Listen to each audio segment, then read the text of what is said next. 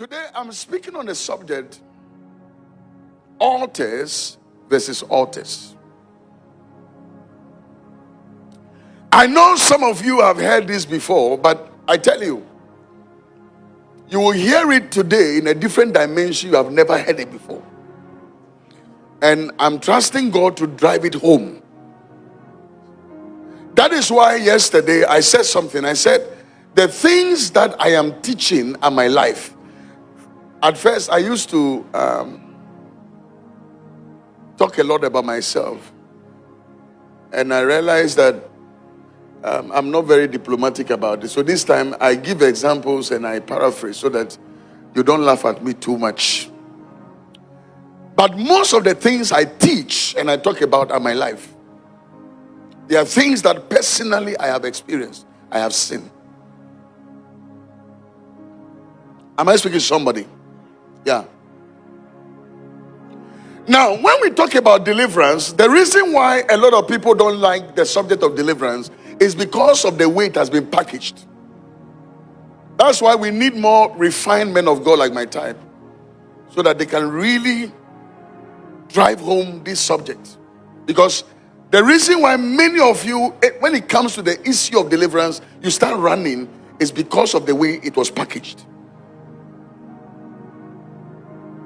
I was in a church in Europe about 2-3 months ago, and a young lady asked me a question.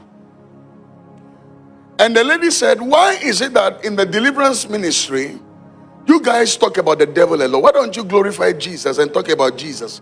And I said, well, it is not that we don't talk about Jesus, no. There are two ways of bathing. You can either decide to bath with a soap, and you can decide not to bath with a soap. It is still bathing. But when those two people pass by you, you will know the one who bathed with a soap and the one who didn't bath with a soap. Now, what it simply means is that the death of Jesus on the cross, you can either decide to appropriate the benefit of the cross and decide not to appropriate it and still be in the faith. What I'm trying to say is that you can be a child of God speaking in tongues, a believer, and come to church and pray and dance your entire life away without appropriating the finished work of Jesus on the cross. And you can die very poor, even though you speak in tongues. But you can also decide that I will come to church and I will appropriate what Jesus did for me on the cross. Many of you, is the lack of understanding of what the subject of deliverance is all about.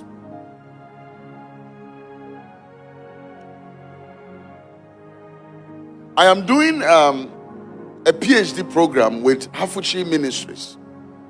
And most of you know Hafushi talks about new creation. I've read every book concerning new creation. So I was making a position on the subject of deliverance. And I was telling him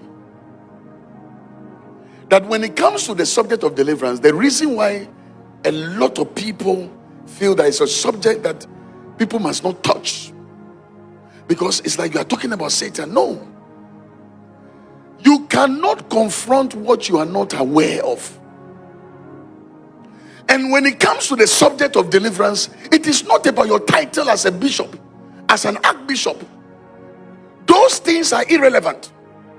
Haven't you seen people who are men of God at the very zenith of their ministry have fallen? Haven't you seen people at the very zenith of their career have been reduced to nothing? Because they didn't have understanding. I was preaching in a church years ago. The pastor broke into tears. He said, if I had met you earlier. Because you see, in life, Satan only manipulates you in the area of ignorance. I tell people all the time, listen,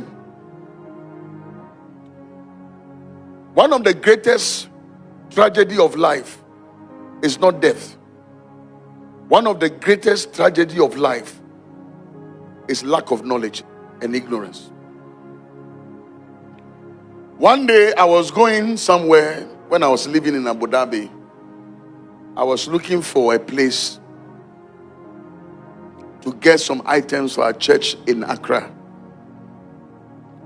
And I drove to a point and I stopped and I met an Arab man.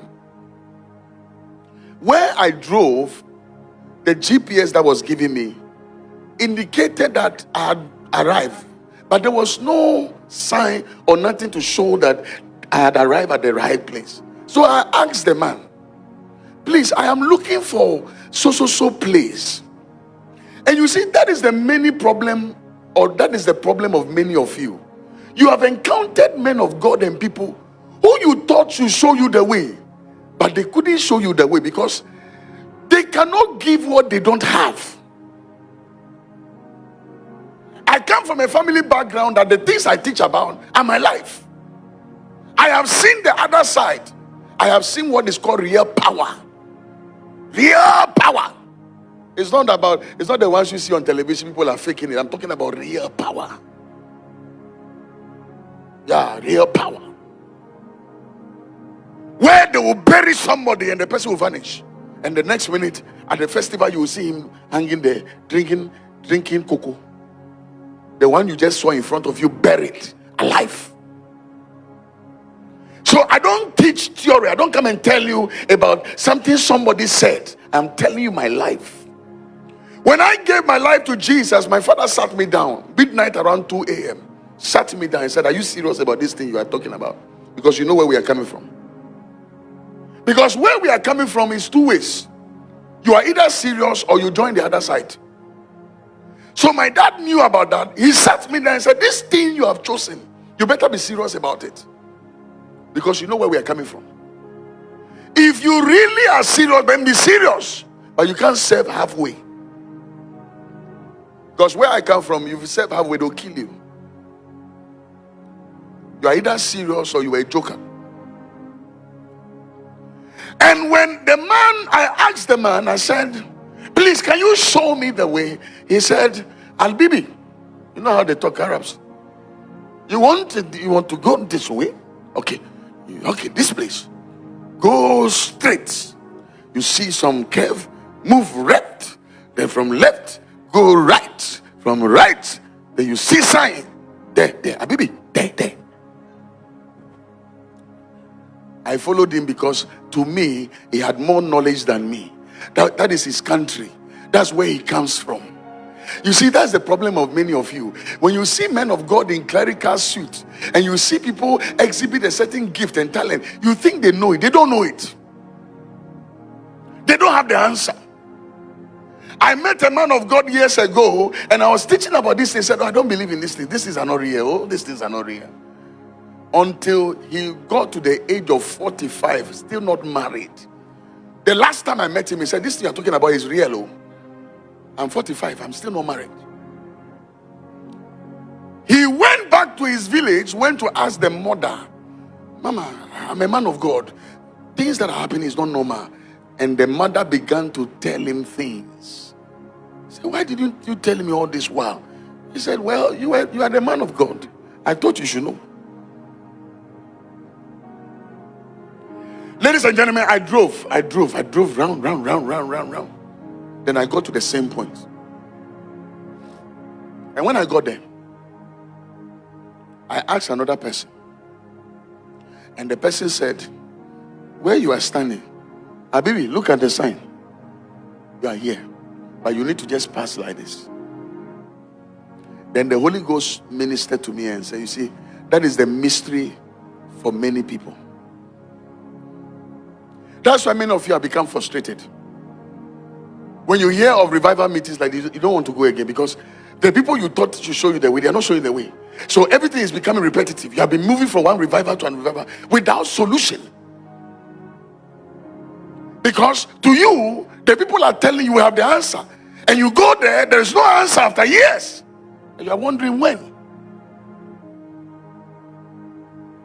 And that's the mystery for many people. That's the mystery for many people. Today, I'm going to teach you about altars. Listen, I know many of you have encountered things that even as you are coming, you have deprogrammed your mind and say, listen, let me just come and make pastor happy.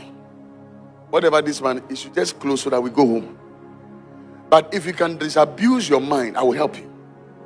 And by the time I leave here on Sunday and I finish with you, you will thank your pastor that I came to this church. I'm not joking. You will thank your pastor.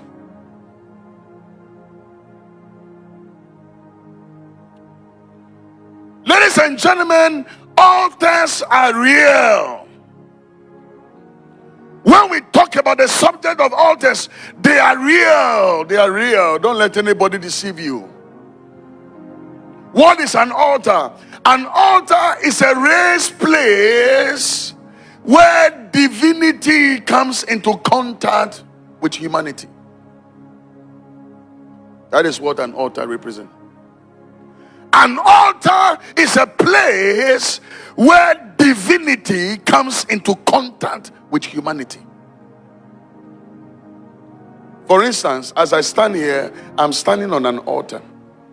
But you see, this thing here doesn't make the altar powerful. There is something that makes the altar so powerful. For instance, let me give you reasons why a church's altar is powerful. Number one, the lifestyle of the pastor. That is why you need to pray for your pastor. When a pastor is living right with God, his altar becomes very powerful. Because the pastor himself is an altar. For those of you who are not aware, when you bless a man of God himself is an altar. So when you bless him, you are actually putting an altar sacrifice based on his lifestyle. Number two, when the singers of the church are also living right, one of the most attacked areas of the church is the singers. That's why you have all sort of things happening in the choir. And when they live right for God, the third is the prayer department. These are the three pillars of the church that makes an altar powerful. Because there is always an invisible voice that speaks on the altar. An altar is a place of slaughter. When you go to an abattoir where they slaughter meat, the only thing you see there is blood. Blood. So everything that comes on the altar dies on the altar. So anytime you come to church and you place an offering upon the altar, whatever you put on the altar dies on the altar. Because it's a sacrifice. It dies on the altar. Go to Genesis 4:4. Go to Genesis 4 verse 4. Let me show you something. It talks about two brothers, Cain and Abel. Now, and Abel also brought of the firstborn of his flock and of their fat, and the Lord respected Abel and his offering. In the verse 5, go to verse 5.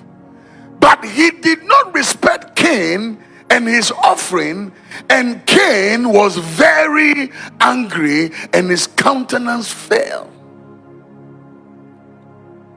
So the Lord said to Cain, why are you angry? And why has that countenance fell? Now go to the next one, 7, quickly. If you had done well, will it not be accepted? And if you do not do well, sin lieth at the door. Now, the long and short of the story is that eventually Cain went ahead to kill the brother Abel out of jealousy. I fear people who understand the principle of sacrifice. Do you know that most of the noises we make in the name of prayer, which is good, half of our prayers can be solved with a sacrifice. I fear people who know and understand what is called sacrifice. I fear them. A typical example was Hannah. The Bible said when Hannah prayed and prayed, nothing happened. The prophet was not moved until she negotiated with God and said, give me a son, I'll give you a prophet. A sacrifice was placed on the altar, and the Lord immediately spoke to the prophet and said, go tell her a year by this time. Ladies and gentlemen, fear people who understand the concept of sacrifice. When somebody has an issue against you, a case against you, sometimes he doesn't need to pray long prayers. All he needs is to bring his sacrifice and lay it at the altar and said, I bring this sister before you, God. And that is it. You are finished.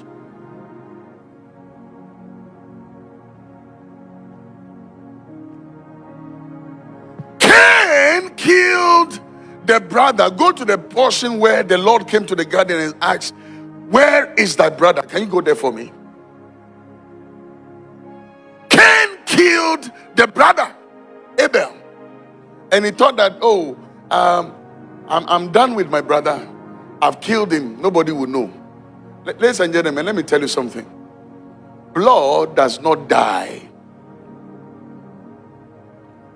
Blood. There is no price that blood cannot pay for. There is no price. There is nothing that blood cannot be used to exchange. I'm telling you today, when you go to my family house, when you go to a true shrine, what gives authenticity and voice to every altar is the amount of blood that is sacrificed on the altar.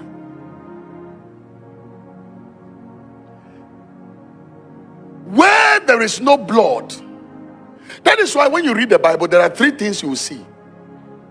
You will see altar, and when you see altar, you will see sacrifice, and when you see sacrifice, you see blood.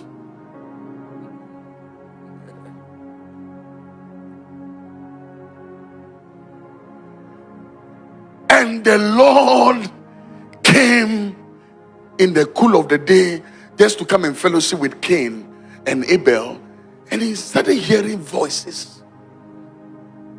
He said, Cain, where are you? Where are you? The blood of your brother speaketh vengeance against you. Some of you, you've never killed before. You have never done anything bad before. So the battles you are going through under normal circumstances, you shouldn't be going through because you don't owe anybody. You've not offended anybody. But you see, what you forget is that you come from a family. When the children of Israel, when they had opportunity and they were asked, should we release Jesus or Barabbas? They said, we don't want Jesus home. Kill him. Then they said, let his blood, listen to what they said. They said, let his blood be on our head and that of our children.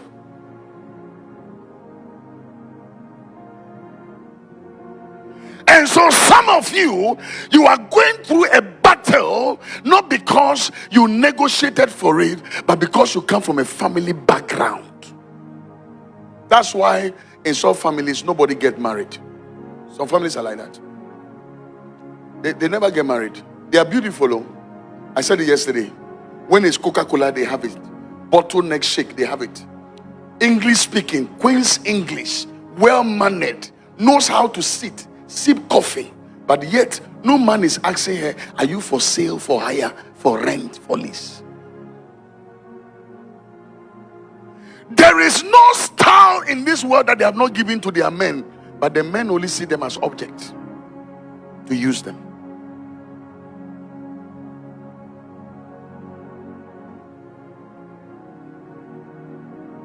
I have known families where strange things happen in the family. Strange. Every year. That's why I wrote one of my books, The Dust of Yesterday. It was born out of a true story. I had to take the family through a family deliverance. And what was the story? There were 6 in the family. The firstborn dropped out of school just to be able to take care of the rest. And what was the firstborn doing? He was repairing motorcycle and bicycle. Dropped out of school so that his younger ones can go to school. The second-born went to school, completed. The third one never went to school. The rest were ladies. 4 girls, 2 boys. And the mystery about their life is that the first one, so poor, has nothing to offer. Haven't you seen people that you have met? They are men, and the only thing that describes them as men is what is between their legs. That's the only thing that describes them as men. That's why yesterday I said, if they call you for a funeral and they give you date, it means that they are telling you have not arrived. And in this life, until you arrive, your generation will never salute you. Until you arrive, nobody knows you. That is why I told you yesterday that don't be deceived when they tell you that life begins at 40. Life does not begin at 40. You can be 20 and still be blessed. Life begins when a man understands the mystery behind his misery, and he understands how to break his cage.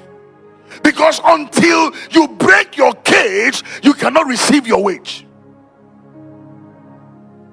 The Bible said the whole earth wait for the manifestations of the sons of God.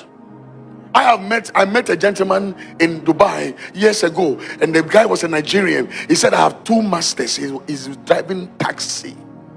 And this guy is talking, and you could sense that this guy is loaded here. He has brain, but brain has nothing to offer. He has brain, he has gone to school, but nothing to offer. Nothing to offer. I've seen families where strange death. You get to the age of 40, people die mysterious death. How did they come to see me? They heard me on radio. For those of you who are not aware, you can tell your families. I'm on about 7 radio stations back in Ghana. Sweet melody every day from Monday to Friday, talking about the subject of deliverance. When I started talking about deliverance in Ghana, some of the pastors, they fought me. Until some of them started divorcing. Then they realized that the things I was talking about was real. Because you cannot confront what you don't know. You can't fight what you are not aware.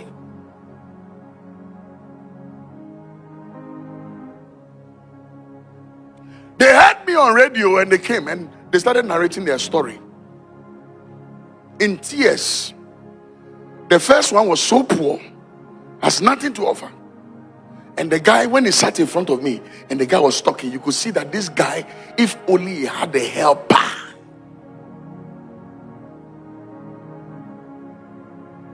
Haven't you got to a place where sometimes when I'm teaching about deliverance, I start crying? You know why? Because it's something I'm so passionate about. I have seen it in my own life. Where you know that all you need is a little push for you to get there, but there's no helper. Nobody is ready to listen to you.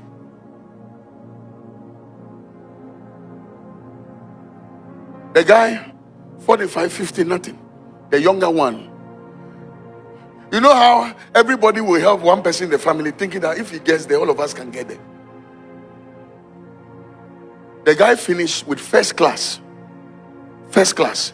You see, let me tell you, life is not about first class, even though first class is good. I said yesterday, starting the journey is not relevant as arriving. I have seen people with first class, second degree, PhD, useless. They have nothing to offer. It is not how you start, it is how you arrive.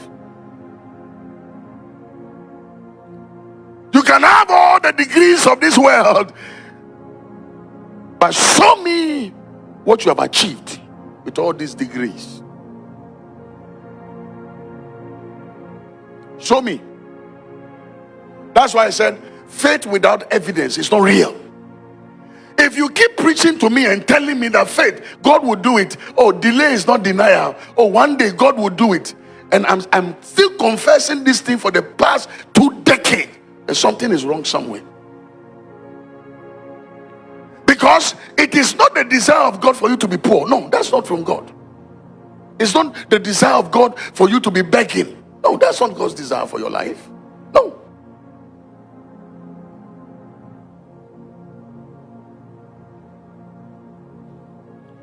The second month finished with first class. Has applied to jobs, applied, and all the time. You know how when you apply for a job, they don't even want to look at your face. Because the thing is not you. Something is fighting you. I met one gentleman who came to me after hearing me on television, heard me, ran to me, and this was his story. The father took care of, there were 2. One of the guy the father took care of was not his biological son, adopted, picked him, trained him. They all went to the same school, but along the way, he dropped out and the guy continued. Then their father died. The guy became a politician, was doing very well. So apparently, if my father took care of you, obviously, and you're a politician, you should help me. Anytime he went to the office, the bodyguard and the policeman would drive this guy away. He would try to explain himself. He would try to call the brother. The call will be going through it. He will not pick up. The day they lost the election, that day when he went to the office, the bodyguards allowed him. And when he saw the brother said, these 4 years, I've been looking for you everywhere. I call your number is switched off. I said, but me too, I've been calling you. Anytime I call, I say, I don't know this number. So why are you here? I want contract. I want you to help me. I said, now we've lost election. I don't know how I'm going to help you.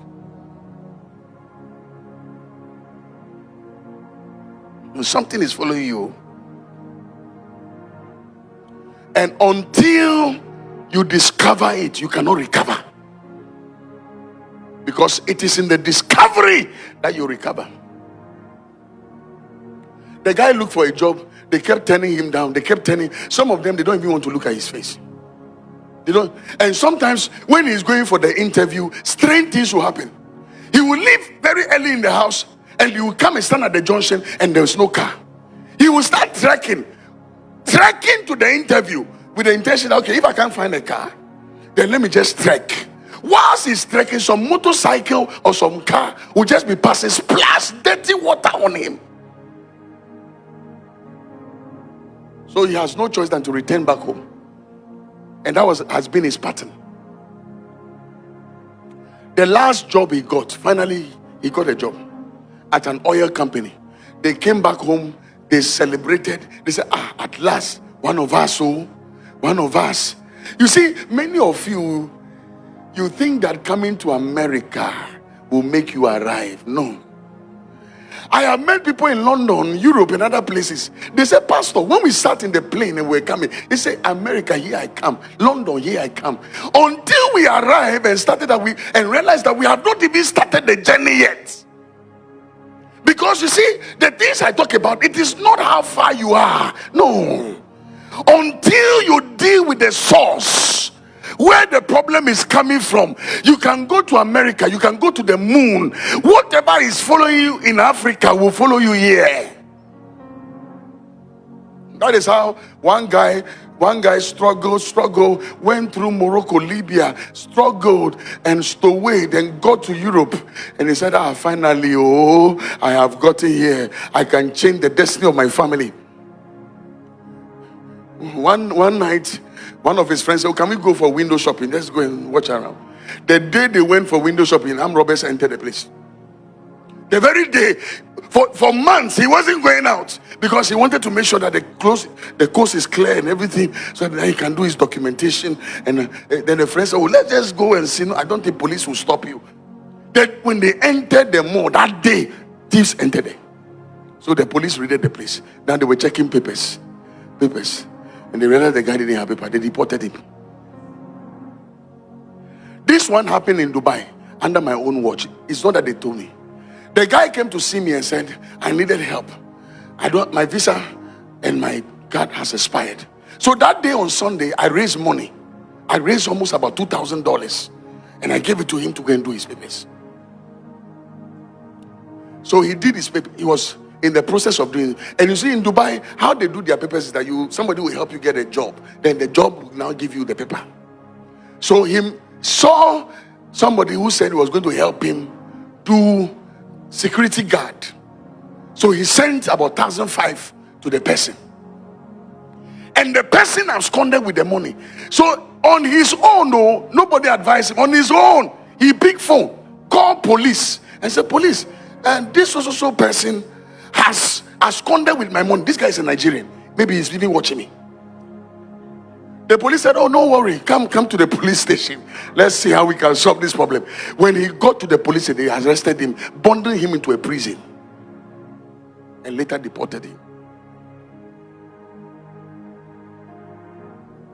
This guy got a job, and the family was excited. They jubilated, celebrated. They said, one of us has succeeded. You know the mystery about life. When they are doing funeral, when some of you, your cousins and your nieces are in Ghana, they are celebrating. My auntie is in abroad. They should come and see. Some of you, they are celebrating you back home. My sister is in abroad. They think, for them there, they think you have arrived though. That's why when they are doing the obituary, they put your name there as elder of ceremony.